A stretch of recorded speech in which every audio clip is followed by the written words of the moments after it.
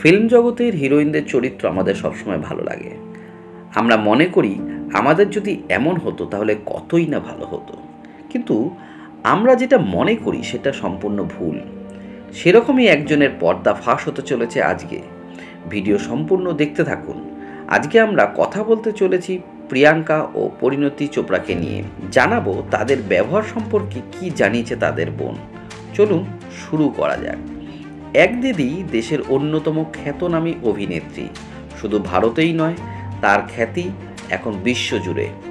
হলিউডের প্রথম সারির তারকাদের তালিকায় ইতিমধ্যে নিজের নাম লিখিয়ে ফেলেছেন প্রিয়াঙ্কা চোপড়া।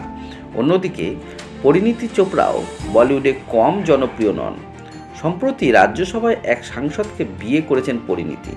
চোপড়া পরিবারের দুই মেয়ে বলিউডে সফল, তবে তাদের বোন বিশেষ সুবিধা করতে পারেননি মীরা চোপড়া। দিন কয়েক আগেই প্রকাশ্যে আসেন পরিণীতি প্রিয়াঙ্কা সম্পর্কিত বোন মান্নারা চোপড়া। তিনি এই মুহূর্তে বিগ বসের 2017 প্রতিযোগী। এবার দুই বড় দিদিকে নিয়ে মুখ খুললেন আরেক সম্পর্কিত বোন অভিনেত্রী মীরা চোপড়া। তার মতে দিদিরা দুজনেই ভালো অভিনেত্রী, তবে বোন হিসাবে কোনো সাহায্যই নাকি পাননি তাদের কাছ থেকে।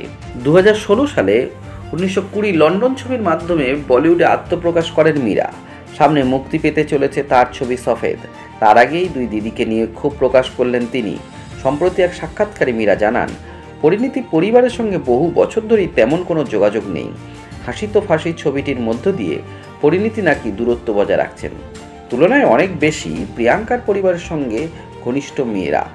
অভিনেত্রীর কথায় প্রিয়াঙ্কার পরিবারের সঙ্গে সম্পর্ক ভালো, এমনিতে ভালোভাবে কথাবার্তা চলে, তবে বনে বনে সেই যোগাযোগ নেই।